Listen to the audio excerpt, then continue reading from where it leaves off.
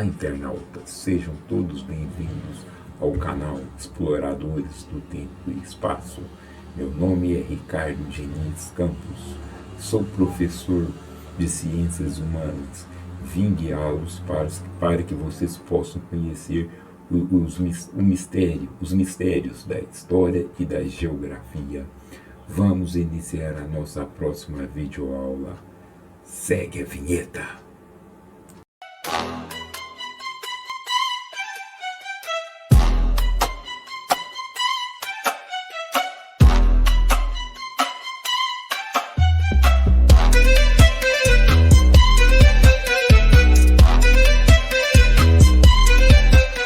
Videoaula de hoje, vamos falar da função do historiador e as fontes históricas. O historiador é aquela pessoa que se forma em história e estuda o passado. O historiador tem uma função interessante. Ele investiga o passado através de fragmentos e fontes históricas. Um exemplo que nós podemos observar que o historiador sempre deseja compreender o passado através dos seus antepassados para poder entender o presente. Através das fontes históricas, ele consegue desvendar como foi o passado da humanidade. O historiador, a forma do historiador de investigação de diversas formas, né? Os registros históricos, através de fotografias, através de cartas, através de livros, músicas. São fontes históricas que podem ajudar a desvendar o passado. Um exemplo, as cartas do passado que foram escritas, jornais, fontes de jornais. Às vezes a pessoa vai ler um jornal do século XX, vai entender o contexto daquela época, o que estava acontecendo.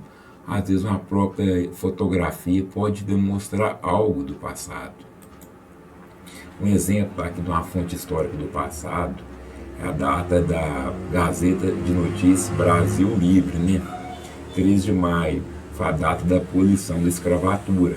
Essa é uma fonte histórica que comprova que nessa data ocorreu a abolição da escravidão no Brasil.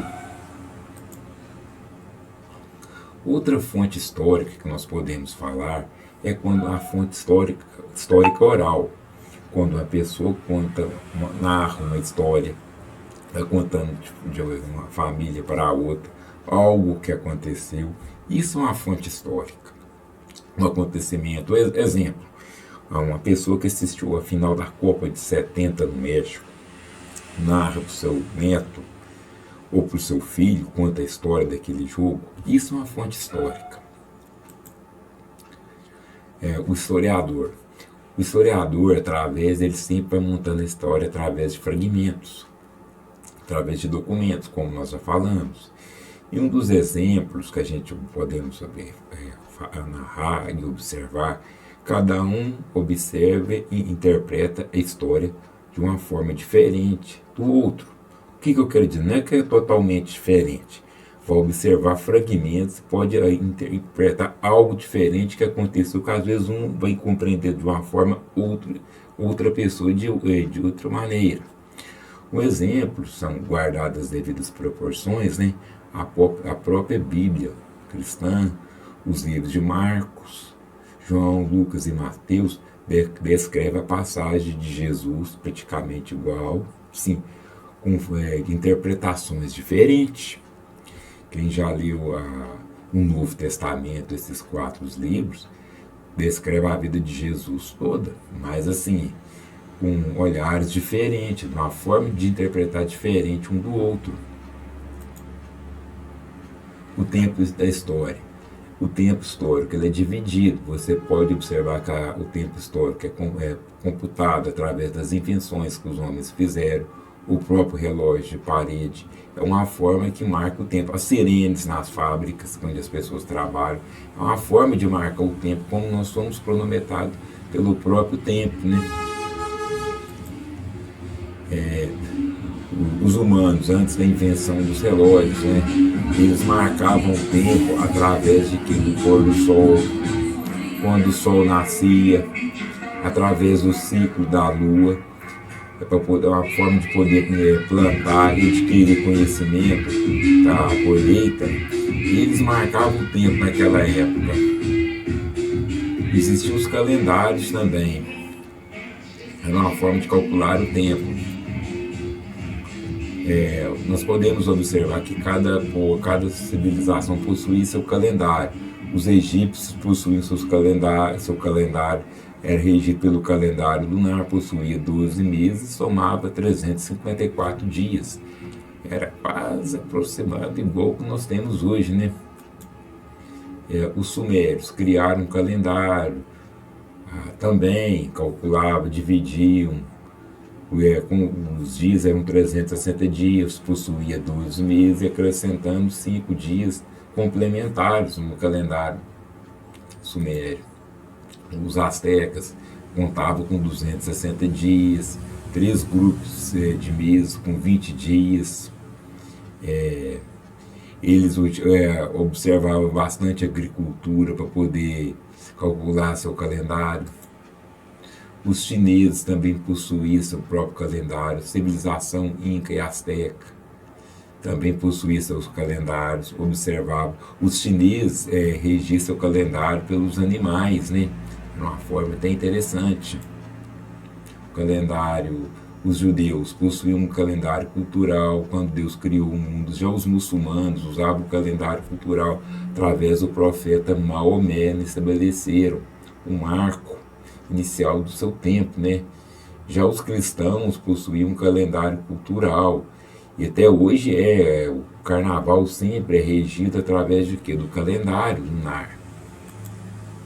Aqui para você, uma década ela possui 10 anos, um quartel 25, cinquentenário 50, um século 100 anos e milênio 1000. Para você poder calcular um ano, os séculos, né? Você vai somar um exemplo, descobrimento da América, 1492, né? Você soma os dois primeiros algarismos e acrescenta mais um, 1014 mais 1,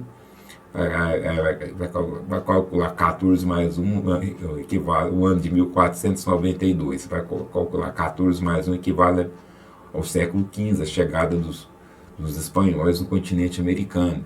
A independência do Brasil foi em 1822, você vai calcular 18 com mais 1, que equivale ao século XIX. Agora, o caso do descobrimento do Brasil, quando o ano é 00, aí você vai calcular os dois primeiros dígitos, corresponde ao século XV. Por exemplo, quem nasceu em 1º de janeiro de 1901 equivale ao século XX. Quem já nasceu em 10 de fevereiro de 2001, você vai calcular 20 com mais 1 equivale ao século XXI. Temos a cultura fonte material, né? Através da cultura material, através da antropologia, nós estudamos as culturas, os patrimônios da humanidade, através da fotografia e dos livros. Através da cultura imaterial, são depoimentos, são crenças, são histórias que as pessoas contam. Isso é relacionado à cultura imaterial. A divisão histórica, né? A história antiga, baseada desde o período da antiguidade. Nós podemos pegar, quando você estuda na história, as primeiras civilizações, a Grécia, a Roma, o Egito. Isso é baseada na antiguidade. Você vai pegar a idade medieval, você vai pegar tipo 476 depois de Cristo a 1453. Essa é o marco do período da Idade Média. Foi o período em que a Igreja Católica teve uma grande hegemonia, o período da questão da produção feudal, do desenvolvimento da agricultura, da questão feudal. A Idade Moderna foi o período marcado pela Revolução Francesa, naquele contexto, né? A Idade Moderna, a Idade Contemporânea, que é marcada no período da Revolução Francesa, né? Já a Idade Moderna foi um período histórico da modernidade, através do Império Bizantino até a Revolução Francesa. Nós podemos colocar aqui algo interessante na Idade Moderna, foi quando os portugueses e os espanhóis chegaram no continente americano, foi na Idade Moderna, né? Já a Idade Contemporânea, como eu expliquei para vocês, Foi a partir de 1789 da Revolução Francesa,